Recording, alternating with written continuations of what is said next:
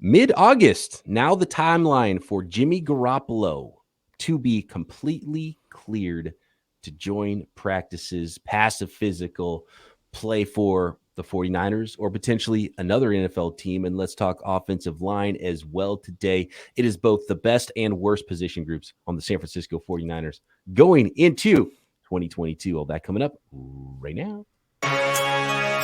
You are Locked On 49ers, your daily San Francisco 49ers podcast, part of the Locked On Podcast Network, your team every day.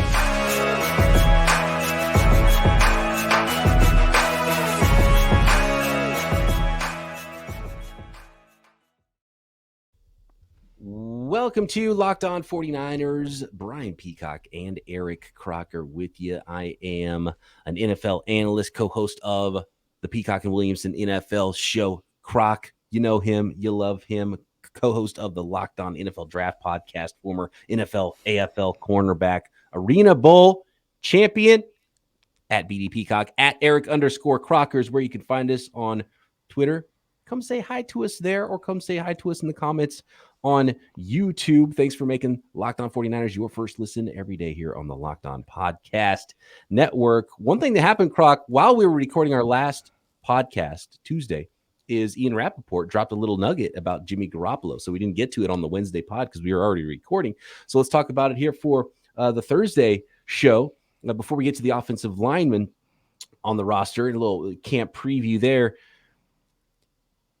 Jimmy G, according to Ian Rappaport, and we've heard this now for a while from a few different reports, and Matt Barrows was on top of it, that Jimmy Garoppolo has been throwing for a few weeks. So Jimmy's been throwing for a few weeks. He's ramping up, but he's not quite there yet. According to Ian Rappaport, quarterback Jimmy Garoppolo recently saw Dr. Neil Elatrache, who did his surgery on the capsule of his throwing shoulder, for a checkup and is progressing well. San Francisco thrilled with where he is physically, sources say. The expectation is he'll be fully cleared around mid-August. Perhaps then we'll know his destination.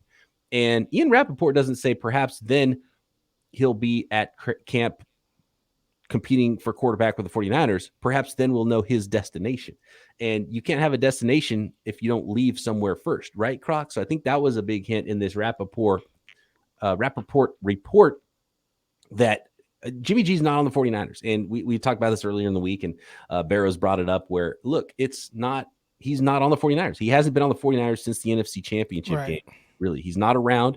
And mid-August is not the greatest timeline because I think any team that might want to trade for Jimmy Garoppolo would want him in for the beginning of camp, or at least before the preseason games start, right? Get him into the system and all of that. But if they can't give him a physical and trade for him until mid-August, preseason games are already starting at that point. You missed the first part of camp, which is the most important part of the whole offseason, right?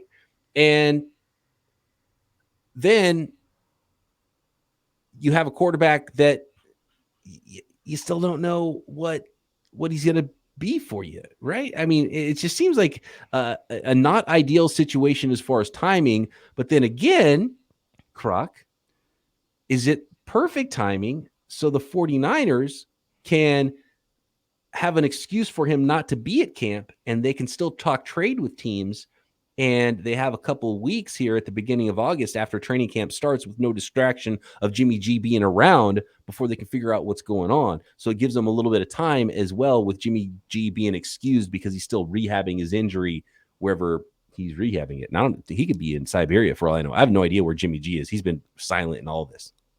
It actually might help. Right, perfect timing, almost. When I first heard it, I'm like, oh man, middle of summer, or middle of training camp. That's definitely not going to work. But when you think about it, after a couple weeks in, and damn near, preseason games should be starting to get played by then. You know a little bit more what you have in the house at your quarterback position, and ideally, you would like to be more, okay, I know exactly what we're getting here. And I'm not talking about the 49ers, but hell, maybe the 49ers are included in this as well. But there's going to be teams around the league that are, let's say, Seattle Seahawks. What are they getting with Drew Lock and Geno Smith? And if it still looks weird, maybe they are like, you know what, we need to make a trade for Jimmy Garoppolo. Oh, he's healthy now, middle of training camp, perfect time to be able to trade for a guy like him. So weird timing. I feel like everything with this situation has been thrown off. Just everything from the time he was supposed to be traded to not being healthy. Then all the things about is he there? He's not there. It's just been a very awkward situation almost for everyone, or It's at really least for fans. It almost feels like it hasn't really been very awkward for the players. They're just like, oh, it's whatever. If he comes, he comes. If he doesn't, whatever. It was great. Trey Lance is doing an awesome job. But for the fans, everybody's on pins and needles trying to figure out what's going on here. Yeah, and really in the end, it doesn't matter much because I think we know that it's Trey Lance's show. The question is how Jimmy Garoppolo is going to not be on the roster and when that's going to happen. And really the 49ers, we've talked about this all offseason long, is that once he got the surgery and once that's happened, there's that $7.5 million injury guarantee. And really the 49ers, until he's cleared, aren't going to even release him if that's the plan. The plan might be that they're going to release him and they're going to wait. And so some other quarterback could get injured in those first 2 weeks of training camp for another team that we don't even think about right now, right? So there's a lot of things that could still happen. And this could end up being perfect timing for the 49ers. It could end up being terrible timing for the 49ers. But if they were going to release him, they can't do it until he's cleared anyway. So there's really nothing that can happen right now. So Teddy Bridgewater, I always think about that with the Minnesota Vikings and the Philadelphia Eagles with Sam Bradford. And I don't know if the Eagles were like, oh, yeah, we want to trade Sam Bradford. But they went into the season, it was like he was the starter, right? If you remember back then, like Sam Bradford was the starter for the Philadelphia Eagles. Teddy Bridgewater tore everything in his knee for the Minnesota Vikings. And they said, well, we got to make a move for a quarterback. They traded for Teddy Bridgewater. They traded for Sam Bradford, who ended up they got a first-round pick for him. And, all right, Carson Wentz, now you got to take your lumps and play as a rookie. So there's a scenario where we talked about a team getting desperate and giving the 49ers more draft capital. That's a scenario where it could happen. In a team like we saw how Jimmy Garoppolo in 2017 came in midway through the season and was awesome and won 5 games at the end of the year, right? It was at least awesome compared to what the 49ers had going on at the beginning of 2017. He didn't know the system. He was in a completely different system. If it's a team like the Browns, Jimmy Garoppolo could show up in mid-August. He knows the terminology. It's the Kubiak-Shanahan tree. Stefanski's, running that system there. So I'm sure the terminology is pretty close, and he would be able to jump in fairly quickly. If they liked him, would they not like him 2 weeks later in August? Maybe if it's not ideal timing still. And then obviously, well, that's the question, Peacock. Who, and I don't mean this as a slap in the face to Jimmy Garoppolo, but at this point, who wants him?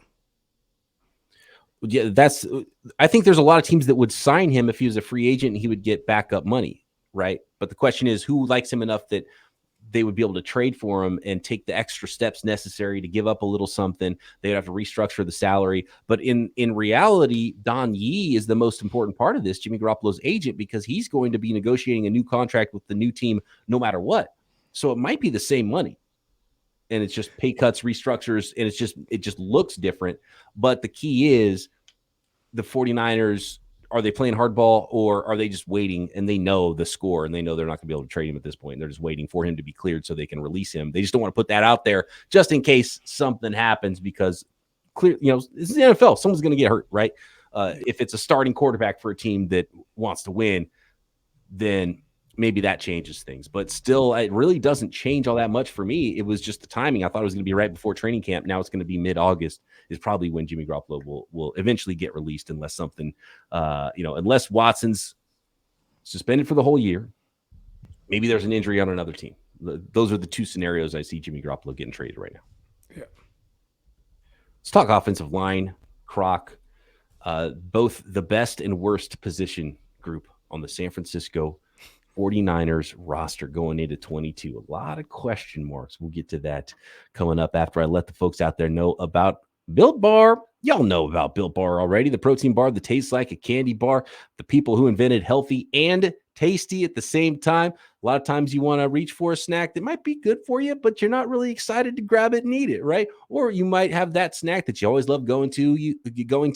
It's in your secret stash, right? At work, in your car, at home in the pantry, but it wrecks your diet. But now you have a snack that you can feel good about, high in protein, low in calories, low in sugar. We're talking about Built Bars, whether it's the latest coconut brownie chunk Built Bar, the coconut brownie chunk puff as well, because they've got the standard Built Bars, the classics that I love, the puffs that Crocs love. They got both flavors of the coconut brownie chunk. New flavors coming all the time, seasonal stuff that is always really fun at built.com. I don't know how they do it, but they do it. And most Built Bars are covered in 100% real chocolate. No matter the flavor, get a mixed box of Built Bars. If you're not sure, go to built.com. And you can get 15% off your order with our promo code. That is promo code LOCKED15 to get 15% off your order at built.com. Again, promo code LOCKED15 for 15% off at built.com. Thanks again, everybody, for making Locked On 49ers your first listen. Make sure you're checking out everything else going on the network. Peacock and Williamson, Locked On NFL Draft, your team every day. It is what we do. Croc and I actually do it twice a day. Locked On 49ers and our other pods. So make sure you're checking out all of those. Trent Williams. Yesterday we went over the Madden ratings. He's a 98 or 99, depending on who you ask, in Madden 23 this year. He was off the charts, highest ever graded offensive lineman in Pro Football Focus history last year. We know he's good. We know he's one of, if not the best left tackle in the NFL. We know he's the left tackle. There's a lot of question marks after that, Croc, on the 49ers offensive line. We know who the right tackle is going to be, but Mike McGlinchey coming off an injury. And I think everything so far is going well. We'll learn a lot more next week when everyone starts reporting to camp, and we'll see if Mike McGlinchey is actually jumping in on practices or not. But he had a pretty gnarly quad injury last year. And there was the pictures of him after he lost weight in the offseason, but apparently his weight is back up. Everything's going well there. He hasn't practiced in the spring yet. We'll see when he gets cleared.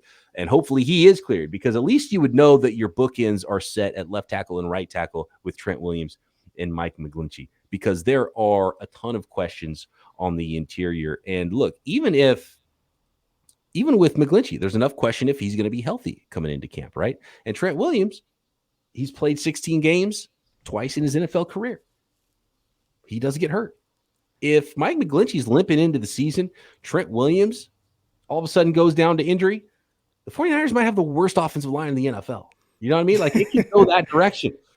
That's a possibility. That is, you're developing a young quarterback, Trey Lance. We just talked about how we both believe fully Jimmy Garoppolo is not going to be around this team this year. Trey Lance, you're trying to develop this quarterback, and there is a possibility that he is standing behind the worst offensive line in the NFL. Okay, so I have a question. Peacock. Yes. Before we dive into the actual depth chart of the offensive line, but what moves would you have done differently in the offseason to bolster up the offensive line? So just with how they kind of need to add pieces, didn't have a first round pick, maybe free agency. Is there a guy that you would have attacked and said, you know what, I'm gonna no matter what go in and play this guy at a guard position and let Aaron Baker, like, what moves would you have made to where you would feel more comfortable with where they're at heading into training camp? The moves would have started not this offseason, but the offseason prior, because I think you had to know that Alex Mack was nearing the end of his career. You didn't know exactly when that was going to be, but you had to develop a future starting center. They drafted a guard who didn't play at all last year. And I think there was some foresight there for them to say, okay, we've Laken Thompson going in the last year of his deal. Let's draft the left guard. Maybe he'll be the dude, and maybe he can start at right guard for us this year. Did they hit on that pick or not? That's a big question, because that's a huge piece, right? That's 1/5 of the puzzle. That's 20% of the puzzle if Aaron Banks is a legit starting caliber guard or not. So they went that direction, but I was a little bit more worried about center than I was about guard. Should they have spent more money to bring Laken Tomlinson back? Should they have done a deal with him earlier, even before last offseason? That was last offseason, right? And then you come to this offseason. Could they have spent a few dollars in free agency? Did the Jimmy Garoppolo thing affect their ability to go get somebody? JC Treader? Yeah, he's still out there somewhere. Maybe they bring in him. Maybe there's some late additions before training camps start. But they've drafted players, and we don't know if any of them are good and can play yet. So that's the key. That's why I say this is both the best and worst position group on the 49ers, because I painted a scary picture with what could happen on the 49ers roster, right? But as we go through this depth chart, there's an opportunity for this to be a really good offensive line, because you do have the stalwart that is Trent Williams. If Mike McGlinchey's back and healthy, even his doubters would say he's still a starting caliber offensive tackle. I don't know if they would, but I definitely would say he is a starting offensive tackle in the NFL on most teams. I'd say on 22 out of 32 teams, he's a starting right tackle. Well, he's for sure a starter on 20. And there's some better offensive tackles in the league than Mike McGlinchey. I think that's clear. He's a good run blocker, fits Kyle's scheme well. There's been some issues in pass protection. Sometimes guys are able to get under him and push him back, and those are well documented. But I think overall, he's not a problem for you at right tackle. Right. And Daniel Brunskill, I think, has been fine wherever he's filled in throughout his career. So I think you're feeling okay. You're definitely okay if he's your worst offensive lineman as he was going into last year. But now is he your second or third best offensive lineman? That's where it gets scary. Is he going to play center? You've drafted some young guards. So things could go a ton of directions. Let's go through. Real quick, we'll talk about the center position, and I know we'll get there with Jake Brendel, but there were times in 2019 where I couldn't even tell you who the center was. And the 49ers were still able to kind of, be a good team, right? Yeah. But who was the center? Alex Mack. No, 2019. Oh, 2019. Oh, so we had so Brunskill did some filling in 2020, right? That was before Mack showed up in 2021. Mack was one and done for the 49ers. I know there was a center that played most of the season, but there was someone who filled in for like 4 or 5 games. There was why am I blanking on his name now? But here's the thing: is he kind of came out of nowhere, right? It was, gosh dang it, it starts with the G. And he's the guy that got the penalty. Did he get the penalty on the in the Seattle Seahawks game where he didn't hear the whistle blown and he went and took somebody's legs out downfield? Do you remember that? You don't remember that? It was like it looked like it was a play. It was going to be a big hitter, and somebody barely. I think they got Deebo Samuel by like a shoelace, but the center, whoever was running downfield, he didn't hear a whistle because it's so loud in Seattle. So he went and took out somebody downfield, and they threw a flag on him. Ben Garland. In the second half. Ben Garland.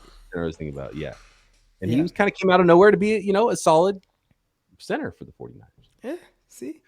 So those moves make me feel a little bit more, I don't panic as much because I do feel like the 49ers, outside of maybe the cornerback position, I mean, even then, you could say even the cornerback position, but when they've had guys fill in, they have played serviceable. And I say, the cornerback position, but and I know they had their ups and downs and a lot of downs last season. But it's okay. You got Josh Norman out there, but hell, he punched out 7 balls, forced fumbles, and the 49ers were still able to kind of fight through that and weather the storm and be a team that was 6th overall in pass defense somehow, some way, right? Like I don't know how with who they've had to play with guys missing. You didn't have Verrett, you didn't have Mosley for the entire season. It feels like the offensive line. Somewhat same thing. Even going back to 2017 when the 49ers had, Zane Beatles or Zane Beatles, yeah. Remember he had to play like right tackle and all kind of crazy stuff. And it was like, hey, offensive line is it was serviceable with Jimmy Garoppolo back there. So can you get serviceable out of this group? I think that's what we're trying to find out as we get into the depth chart. Right. And there's enough depth and competition where the best man wins. Is the best man serviceable? Is the best man maybe well above serviceable? Because we don't know how good these young players are going to be yet. Even the rookies we saw from last year. And there were some flashes from a guy like Jalen Moore where I don't even know what spots these guys are going to be in. Right. But could Jake Brendel be this year's Ben Garland? Just a fine starter, gets you through the season. And Dan Brunskill, is there anybody better against Aaron Donald, the best defensive lineman in the league, than Dan Brunskill, right? And then I was watching I was watching the 2021 Week 18 game. I don't even remember them saying Aaron Donald's name. That's wild. Yeah. Multiple games. Like, it would be funny if it was just one game. It's like, oh, Dan Brunskill did pretty good against Aaron Donald that week. He's done it multiple times. Like, I don't know what it is. And I think it's part, I think the scheme and the 49ers do a good job of helping everybody out and everything up front. But Dan Brunskill, for whatever reason, because he's not amazing every week or anything, but he's a good player. I actually liked him best when he was playing offensive tackle because he kind of got a more of a longer frame. But I thought he was going to be the starting tackle when Joe Staley retired. I'm like, oh, they got their answer in Brunskill. It looked like it because he filled in so well. Surprising because remember, School got the first shot and he was bad and then got hurt. Then I think they had to move Brunskill in to right tackle. Then he moved over to left tackle and he was pretty good. And then School never came back. I think what it was, they School was playing left tackle, Brunskill was playing right tackle. When McGlinchey was down, he was at right tackle, School was at left tackle. And then McGlinchey came back and they didn't move School. They kept Brunskill. I mean, they had Brunskill go to the bench because McGlinchey was back. But then School started getting his butt kicked. And they were like, Brunskill, get over there and play left tackle. Yeah. That's what it was. You got a better memory than I do, man. Every year, every time I put a new class of draft prospects in my head, I forget half of everything that I knew before that in my life. But yeah, so like you can develop tough, smart football players and they can play, especially in the interior of the offensive line. So that's the good news of all of this is they could come out ahead. There is a doomsday scenario, right, that I painted there. But I think next we should paint the pretty picture that could happen with the 49ers because this could still be a really good offensive line, obviously anchored by Trent Williams. I do want to remind the folks out there about the event going on right now on Locked On NFL. Which NFL stars move the betting lines the most this week? Every day, 10 new players. We're counting them up from 50 to number 1, the top 50 most valuable players in the NFL from the odds makers at Bet Online. It started Monday, going through the entire week. Top 10 dropping on Friday. Available on the Locked On NFL channel on YouTube or wherever you get your podcasts. And I don't want to spoil any of it exactly, but yes, 49ers do show up on it, and Croc and I do show up on those shows as well, talking about those 49ers. Trent Williams wasn't on the list, though. No offensive linemen were on that list. Croc, that surprised you? Offensive linemen don't move, and maybe that's kind of what we're talking about here, right? Trent Williams, Trent Williams wasn't one of the top 50. I think it's okay spoiling that because once you get into the 30s, you realize there haven't been an offensive lineman. There's not going to be one. Trent Williams, if he's out, like, should that move the line for you? Like a point and a half? You know what I mean? But apparently, I think if most teams lose their left tackle, they're going to be in trouble. Or it's just, you definitely don't want it to happen, but it doesn't move the line like a quarterback or maybe your best defensive lineman or someone like Deebo Samuel. Hurts you more even than an offensive lineman. So maybe that's what we're talking about here. Maybe it's all overblown. Just get 5 tough dudes in there that know their assignments and let's go play football. They won week 18 without Trent Williams. Now, people, and they kind of gloss over this because Jimmy Garoppolo had 2 picks, but he was getting hit both times. And I'd have to go back and see who was responsible. But if I had to bet, I'd say probably that left tackle, whoever was playing left tackle. Was it School? McKivitz? McKivitz, yeah. Yeah. So, you definitely need it because in those type of moments, that's where it's like most crucial, right? He talked about, man, I probably shouldn't have been playing in the NFC Championship game. And if you think back to even, the last play, Jimmy Garoppolo was under duress, and he just tried to, throw a Hail Mary up that ended up getting intercepted. But, that's when you need Trent Williams. Not like, throughout the game, okay, cool, but it's like those key moments where it's like, all right, it's do or die time right now. I need that big dog, the silverback, over there at the left tackle position, and that's where it's hard to kind of overcome having that elite type player. Same thing with like George Kittle. I talk about all the time. I hate the 49ers usage of George Kittle. I don't think he's used enough at all. Matter of fact, I remember heading into last year, and I was talking about it on the YouTube channel. I feel like there should be no game where Deebo Samuel and George Kittle don't get at least 8 targets. At least 8 targets. Each one, they need 8. I don't care if you throw the ball 23 times, and that means there's only, 5 or 6 more targets for everybody else. I don't care. They need 8 apiece because they're that good. But they go games where George Kittle gets 1 or 2 targets in the game. How is that even possible? But then, that would lead you to believe like, oh, we could play without George Kittle, even though he contributes a lot in the run game. Well, there's going to be that pivotal point in the game where you just need a George Kittle out there to make that one play. And I think that's the same thing with maybe a good offensive line where you can do patchwork, but man, you better be cooking everywhere else or you're going to be in trouble. At some point, it's going to stab you in the back. Right. And because some of the best offense, like there's games where Trent Williams just throws a perfect game completely. Right. And it might only be one or two pressures that really get you. And that's the difference for a guy who actually fills in pretty well. But still, it's those couple of plays. Did you get moved off your line a little bit? Did you get hit as you're throwing? It's a razor thin margin sometimes in the NFL. But I'm totally with you about the targets for Deebo Samuel and George Kittle, your best players. That's why I've been somewhat critical about the Kyle Juszczyk usage, because I love the sneak attack stuff with Kyle Juszczyk. But I'm like, are you really like, is targeting your fullback 40 yards down the field? Is that really like, is that what we're doing here? That's what you're trying to get to, is targeting your fullback? Because he's a really good receiver for a fullback, but he's still like the 7th best receiver on your team. He's not as good a receiver as Jawan Jennings. You know what I mean? So they probably would tell you there's things that he does that are invaluable, like that you just can't even really measure, right? And I've heard about him being, he got his hand in the dirt and he's calling out some protection stuff. Hey, Jimmy, like flipping plays and all kind of stuff. I don't know if it's true or not, but that's what I heard, that he does those things. So, yeah, to pay a fullback $5 million, he's the highest paid fullback in the league by far.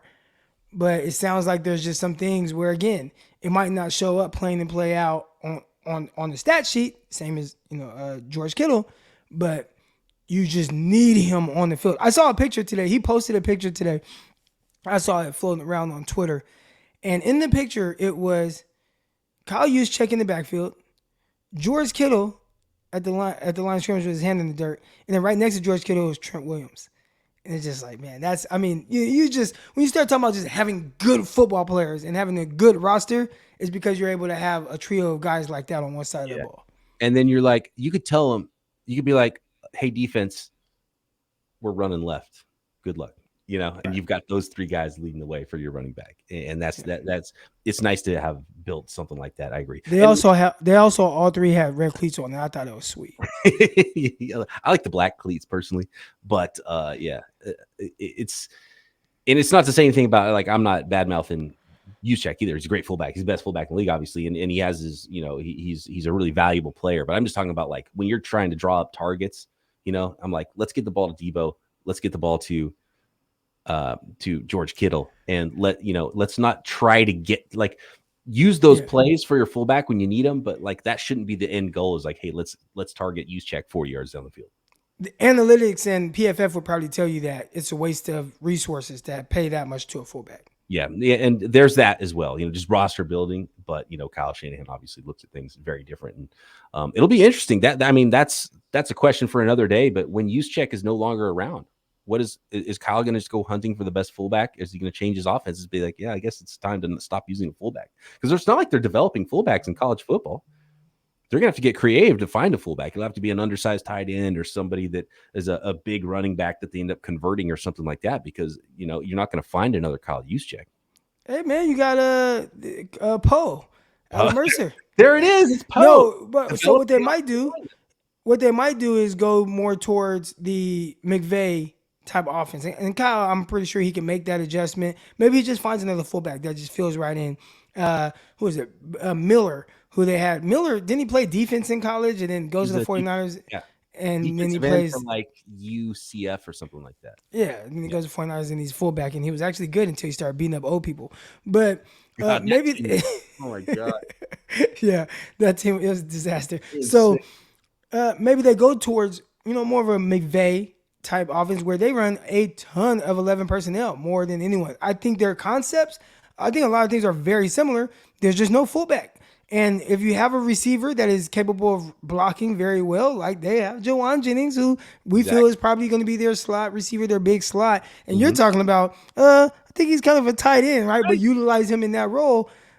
You can still be, I feel like, even more dangerous, more versatile, being able to spread teams out. Because there's a lot of times I watch the 49ers line up, and maybe, you can hit teams with the misdirection and stuff. But I'm like, man, everything just feels so condensed. The run game, it feels like everybody's in the box, and it still works, but sometimes it works until it doesn't. Because in the NFC Championship game, the run did not work because they had too many guys in the box.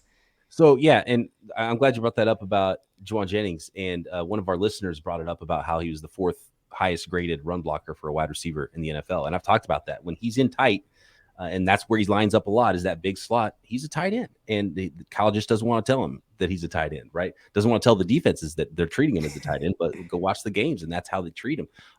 But yeah, that's kind of like, that's maybe your replacement for Kyle Juszczyk, is you're just using, and sort of, it's again, it's the positionless football thing. It's the OW thing. You treat this player like this position, but guess what? We're treating them like something else. We've seen it with Debo, we've seen it with Juszczyk, Kittle, Juwan Jennings. So that's Kyle Shanahan's MO.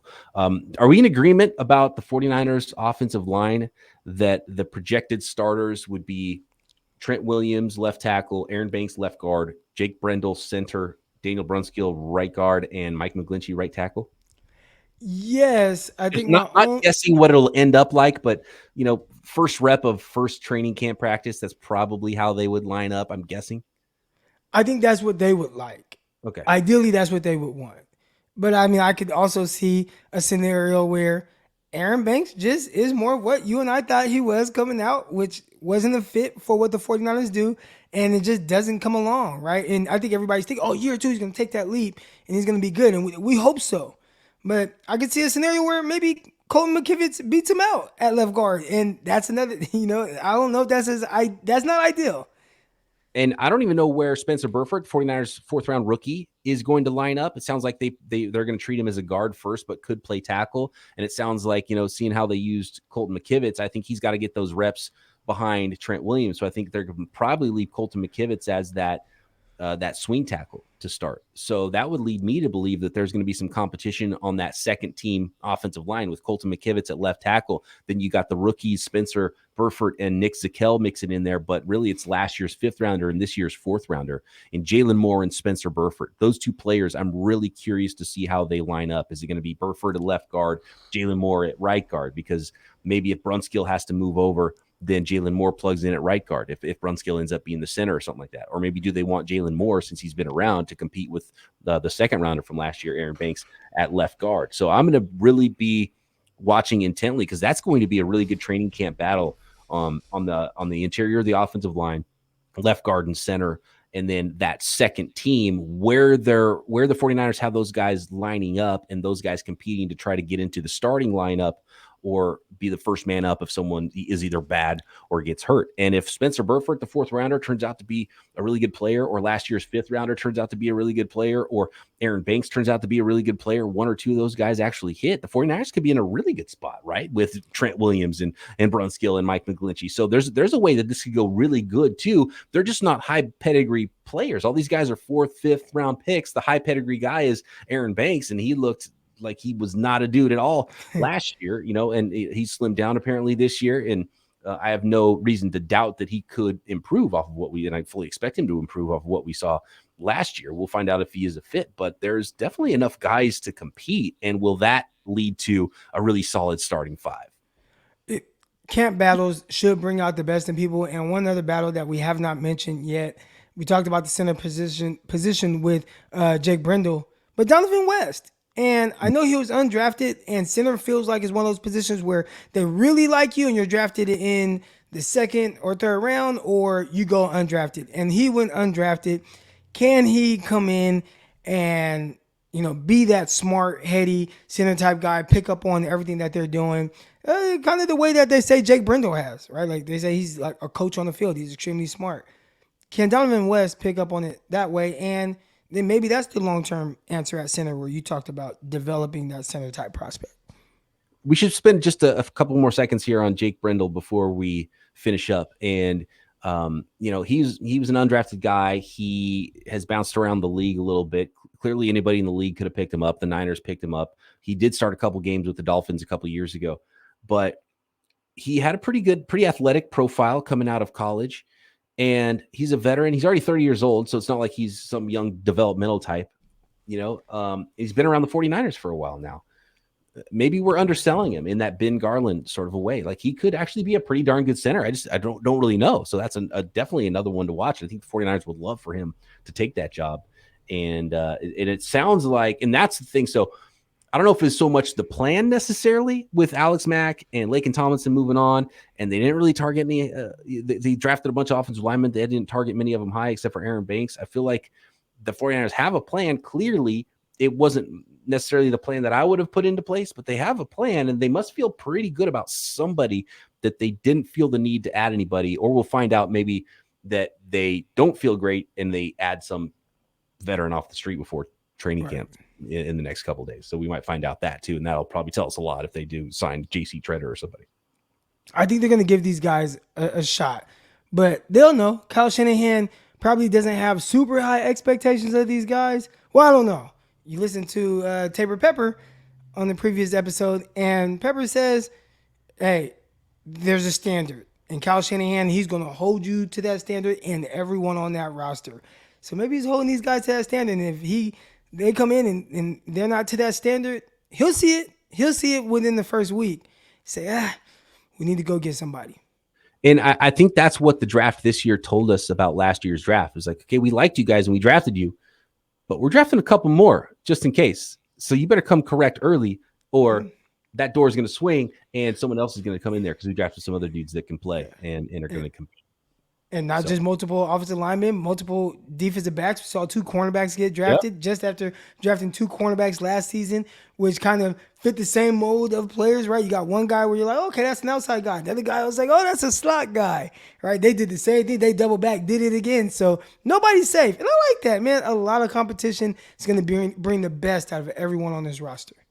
Fun training camp competition at the offensive line, something I'm going to be watching intently throughout the preseason.